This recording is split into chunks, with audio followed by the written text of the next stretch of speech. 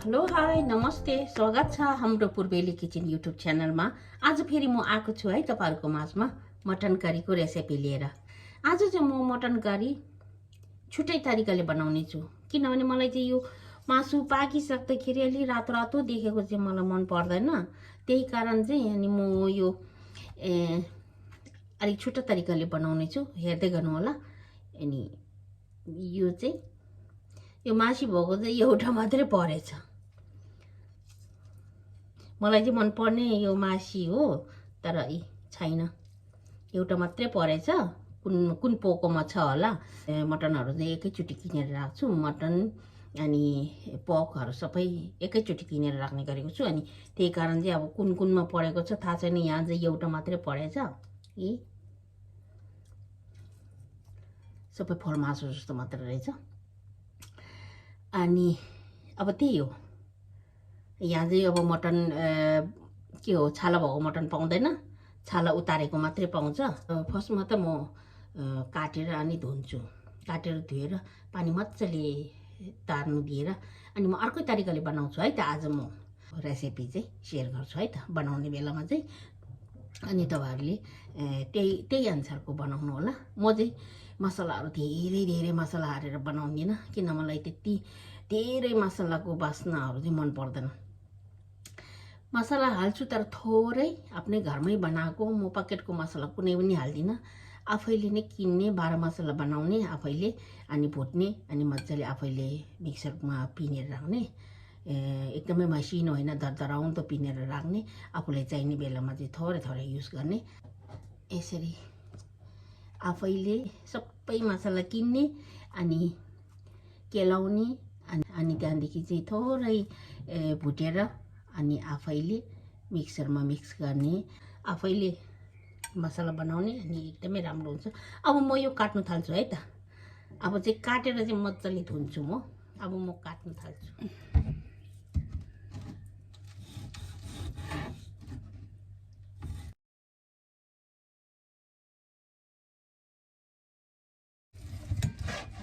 मटनको हड्डी मात्रै बनायो भन्नुहुन्छ होला। मलाई चाहिँ हड्डी नै मन पर्ने भएकोले चाहिँ म यो फल मासु राखिदिन्छु।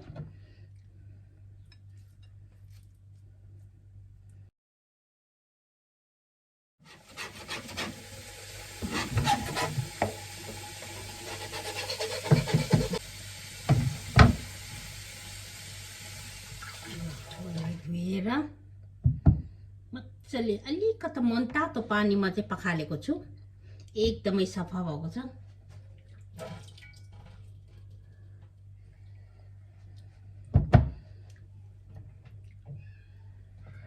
थोरै नुन, थोरै तेल, बेसार मजाले मोल्ने, सबैतिर लागोस्।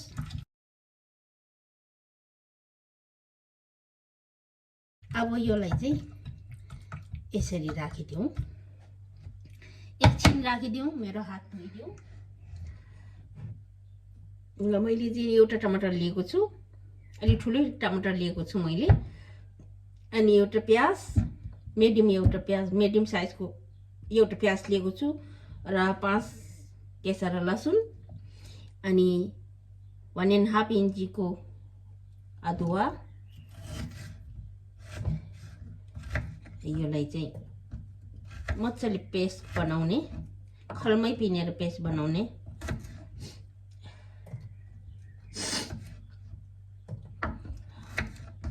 अदुवा लसुन चाहिँ लोप नगरिकन हाल्ने।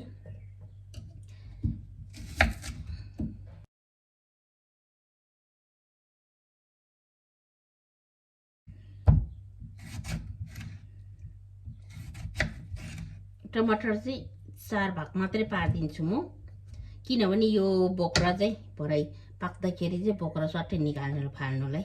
अब यो चाहिँ पिनौँ है त। यसको लागि चाहिँ थोरै माथिबाट नुन हाल्दिने। लसुन पिन्दाखेरि चाहिँ नुन हालेन भने चाहिँ सबै बाहिर निस्किन्छ। अहिले अदुवा लसुन पनि पिनेर मजाको पेस्ट बनाइसकेको छु। खोर्सानी चाहिँ म डल्ले खोर्सानीको धुलो हाल्ने छु, नेपालकै डल्ले खोर्सानीको धुलो छ, त्यही हाल्ने छु। अब चाहिँ बनाउन सुरु गरौँ है त। मैले तेल पनि रेडी पारेको छु। अब चाहिँ तेल ताप्नु थालेको छ। यसमा हाल्नु है त।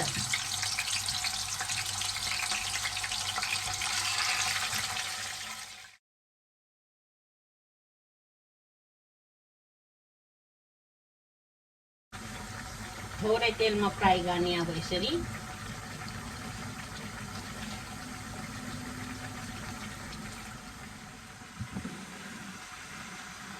अब यता मासु यस्तो हुँदैछ। म चाहिँ यता यो काँक्रा चाहिँ मटन करीसँग खानुको लागि चाहिँ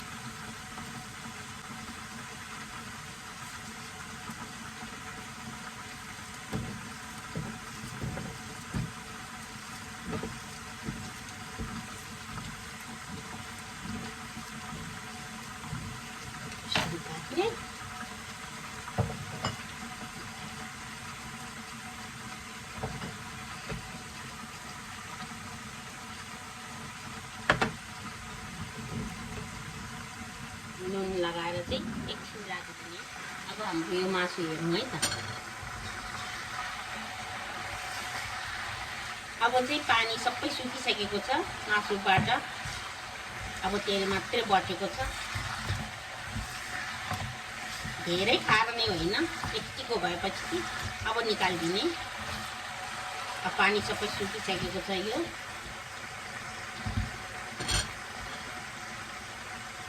अब एउटा एउटा गरेर निकालिदिउँ है त।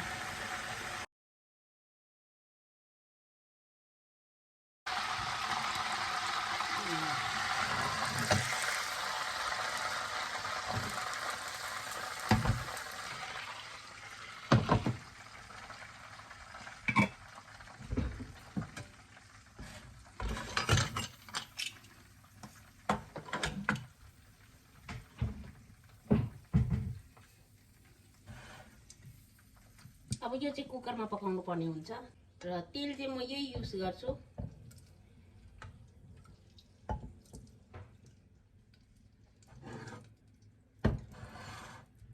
एउटा तेजपत्ता हाल्दिएँ र प्याजलाई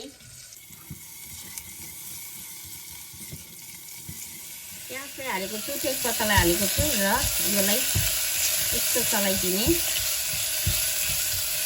प्याजलाई पुरै डढ्नु दिनु हुँदैन,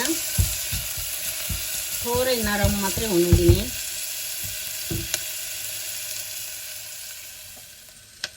अब हामीले थोरै बेसार हालिदिने। आफूलाई यो मसलालाई पनि हालिदिने, गरम मसला सर एकचोटि चलाइदिने।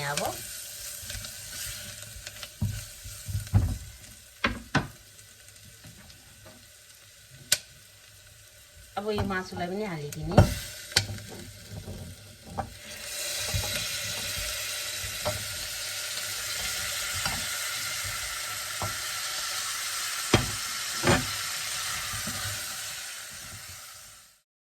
मजाले एकचोटि मिक्स भइसकेको छ। अब यो टमाटरलाई पनि हालिदिने।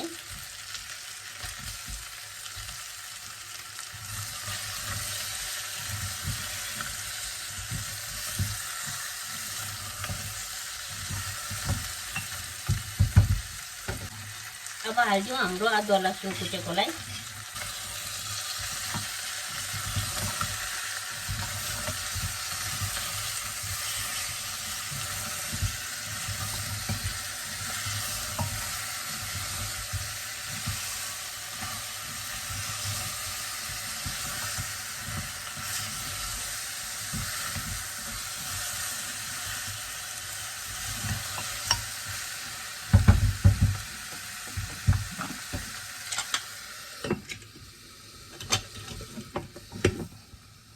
एकछिन यसलाई छोपेर बाफिनु दिउँ। अब चाहिँ अदुवा लसुनको बास्ना पनि आइसकेको छ। फेरि एकचोटि सर चलाइदिने।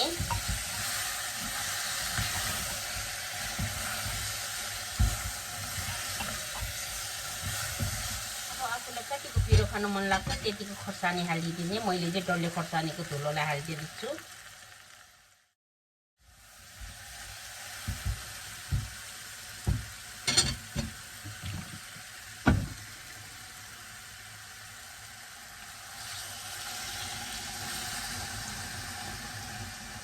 पानी हालिदिएँ मैले।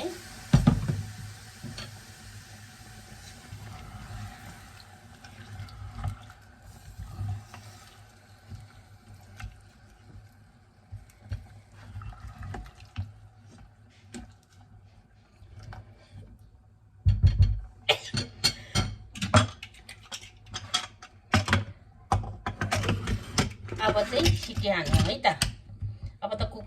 अब चाहिँ कुकरको बिर्खोलाई बन्द गरिदिने अनि सिटी लाग्नु दिने। अब टमाटरको बोक्रो चाहिँ मैले यसरी निकालेको छु।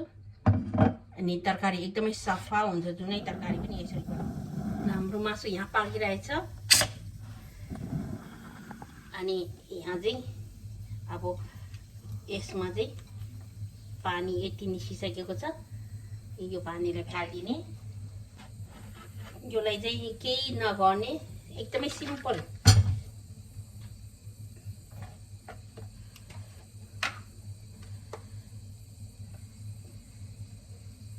थोरै डल्ले खोर्सानीको धुलो,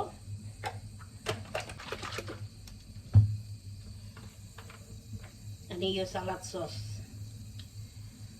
धेरै नहाल्ने सलाद सस पनि थोरै। आज चाहिँ मलाई यस्तो खानु मन लागेको भएकोले चाहिँ मैले यसरी बनाएको। तर मलाई चाहिँ सलाद त्यति मन पर्दैन, मासु भयो भने हुन्छ, सलादहरू चाहिँ त्यति खाइदिँदैन। सलाद खायो भने त मलाई त ज्वरो आउँछ फेरि। ज्वरो आउँछ भन्नुको मतलब चाहिँ किनभने फेरि यो हो कि खानु नरुचाउने खालको हो क्या। ज्वरो त के आउँथ्यो जोक गरेको। अनि मासु खाँदाखेरि चाहिँ यसो काँक्राहरू चाहिँ काटेर खाने गरेको छ। नत्र भने सलाद नै चाहिँ त खानुलाई मलाई त्यति मन लाग्दैन। अब रेडी भइसक्यो यसलाई केही पनि गर्नु पर्दैन, अरू केही पनि गर्नु पर्दैन। यति भयो भने भयो। यो चाहिँ साइडमा खानुको लागि। अब हाम्रो मासु पनि सिटी लाग्नु थाल्यो। 2 सिटी जति लाग्यो भने चाहिँ छुस्स भएर 2 सिटी भयो भने चाहिँ यो पाक्छ।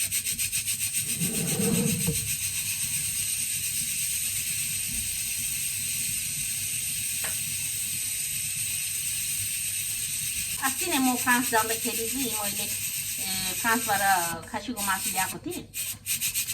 अनि त्यो खसीको मासु चाहिँ मैले यसरी प्रेसर कुकरमा बनाएको। मैले त्यो दिन पनि भिडियो बनाएको थिएँ। अनि खसीको मासु त पुरै थलथले बनाउने जस्तै भएछ। पुरै एकदमै के अब यो प्रेसर कुकर चाहिँ सुइया गर्दैन नि त, एकदमै कन्टिन्यू यो सिटी भइरहन्छ कि, त्यही कारण। अनि अब पाकेको छैन होला भनेर चाहिँ मैले धेरै टाइमसम्म त्यसरी राखेको थिएँ। अनि आज चाहिँ मैले चाहिँ थोरै सिटी हालेर एकचोटि बरु हेरेर मात्रै, अनि एकचोटि हेरेर चाहिँ पछि चाहिँ फेरि सिटी हाल्ने मेरो विचार, मैले चाहिँ त्यस्तो विचार गरेको छु। किनभने मलाई चाहिँ खसीको मासु चाहिँ अलिकति साह्रो नै मनपर्छ, ल्याट्टा भएको चाहिँ मलाई मन पर्दैन। त्यही कारण आज चाहिँ एकछिन यो सुस्त गर्नु दिने, अनि फेरि एकचोटि खोलेर सिटी बस्नु लगाएर फेरि खोलेर पाक्यो कि पाकेन हेर्ने। अनि फेरि पाकेको छैन भने फेरि म सिटी हाल्नु दिन्छु। त्यही कारण अब आज चाहिँ मैले यो तरिका चाहिँ अपनाउँदैछु। नत्र भने खसीको मासु पुरै बिग्रेर मेरो चाहिँ पुरै थलथली बनाउने जस्तै भयो।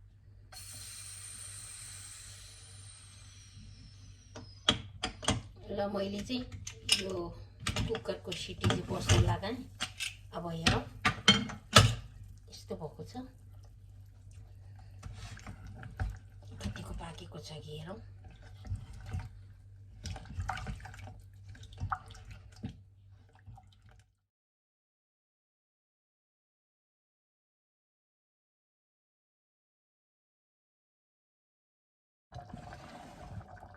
अब यो ग्यासलाई पनि अफ गरिदिउँ।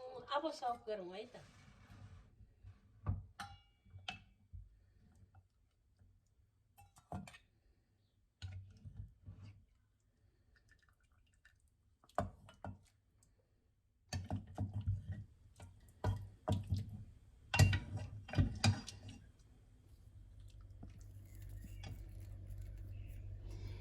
हाम्रो मटन करी चाहिँ झन्डै ओभर कुक भएछ तर पनि एकदमै मिठो भइरहेछ। मैले चाहिँ हरियो लसुनको पत्ता काटेर चाहिँ माथिबाट गार्निस गरेको छु र इन्जोय। यदि मेरो भिडियोलाई राम्रो लाग्यो भने चाहिँ लाइक शेयर कमेन्ट सब्सक्राइब गर्नु चाहिँ नभुल्नुहोला। अनि अर्को भिडियोमा फेरि भेटौँला।